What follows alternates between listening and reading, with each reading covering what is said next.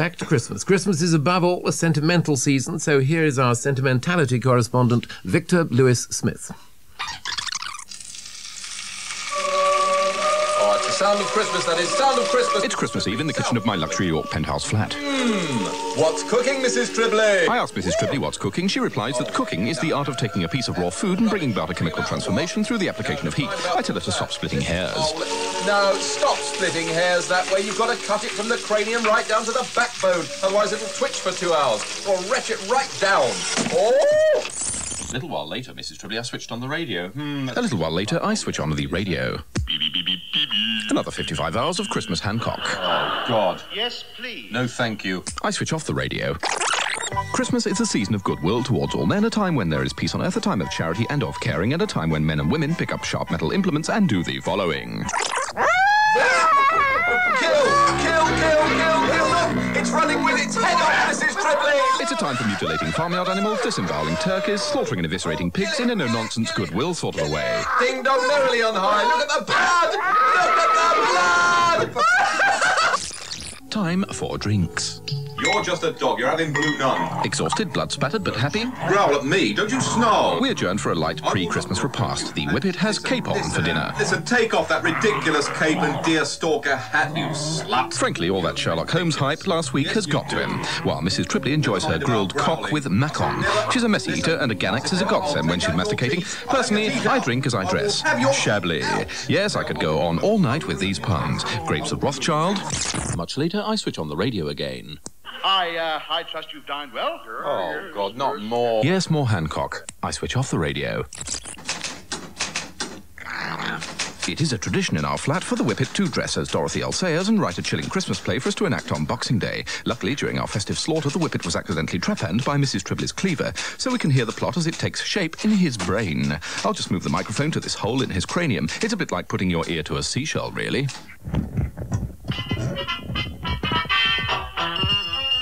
Morning, Lord Whimsy. Morning, honest yeoman. Lord Whimsy, have you heard the strange doings emanating from Crockford village down in Somerset, my lord? Hell's bells, what happenings are these? Well, there was a right old barney at the Gas and Gators last night. Did he? Squire Apgood and Farmer Runcie had a real set too. I don't understand it. Something about the ontological irredeemability of original sin and the phenomenological transit. Oh, here comes P.C. Anderton. He might know something. Oh, ripping. Morning, Constable Anderton. Morning. I say, what's going on and occurring at Crockford? Oh, I don't know. It's beyond me. I reckon those felons should be punished. Punished till they actually beg for mercy. Why, I'd thrash 'em myself if I could. I'd split open their nostrils. I'd hack their brains out. I'd take them... Are you going to buy anything, Constable? Well, while I'm here, I'll have a cattle prod. I'll have a couple of old leather thongs, and I'll have 20 yards of hose pipe, and I'll... Stop! I accuse this whippet of creating and concocting an unthinking doggerel with totally unbelievable plot and characterization. Come along, Bunter. We're leaving this whippet's brain. Jump through the hole in his skull. My whippets, fictional Whimsy and Bunter, scuttle across the floor. Mrs. Tribbley, catch them in the shrimp net, will you? We'll tie cotton round their necks and hang them as ornaments on the tree. Don't let them... Clearly, there will be no Christmas play this year. Quick as a flash, I cancel Yuletide for the whippet, stuff him in a carrier bag and punish him by depositing him on a deserted bushy traffic island in the middle of the A64. It's a desert island for you. Suffer. No twining. It's a little-known fact that whippets are petrified of traffic, and he's stuck there for the duration. Merry Christmas. Merry Christmas. Merry Christmas. Bye. On the way back to my flat, I noticed the gaily twinkling lights in the shops and the pretty colourful pools of fresh peasant vomit in the streets. Let me explain in pixelated terms. There is nothing more irritating to a professional drunk like myself than the seasonal influx of rank amateur intoxicants, better known as the Babysham set. These once-a-year drunks have a single sip of Champagne Perry and instanter begin to conga out of office lifts onto the streets, where their dilettante retching and kecking rapidly transform the pavements into a huge technicoloured action painting. Tracy! Tracy! Can I get a cab? You're not getting in my cab!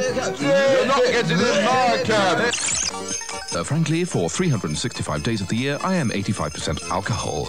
But as a fully proficient piss artist, I can retain my dignity and contain my dinner, whereas the behaviour of these rank amateurs would get them ejected from any self-respecting Dionysiacal orgy for bad manners. To them I say, stick to your tizer and leave the serious drinking to the pros. On my way home, I passed my next-door neighbour crouching outside his front door. Now then. Hello, Dr. Marnie. Bit of decorating, is it? That's right, yes. Oh, lovely. He is a gynaecologist and insists on wallpapering his hallway through his letterbox. I wish him the compliments of the season. Tell you something. Yeah? The devil damn thee, black thou cream-faced loon. And a Merry Christmas to you too. Back in the flat, I switch on the radio. This is Radio Hancock, formerly Radio 4. Well, today we have 17,000 million hours of Tony Hancock, because it's Christmas and because we need to keep up the ratings. Oi, Trib, switch on the epilogue.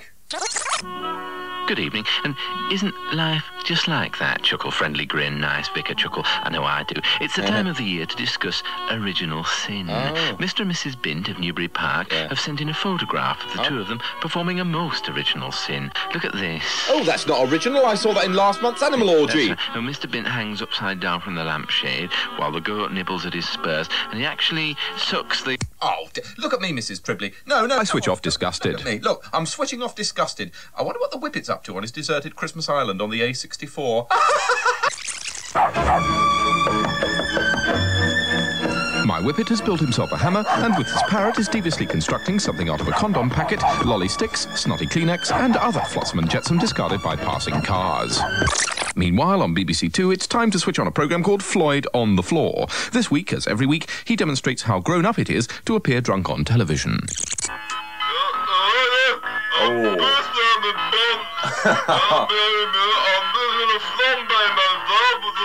Oh, he's set himself alight. Action, darlings. Cue the Whippet. OK, Noel, come in, love. Back on the island, the Whippet has been rescued from his solitude. He has constructed a complete National Health Service ward with beds, himself as patient and the parrot as ward sister.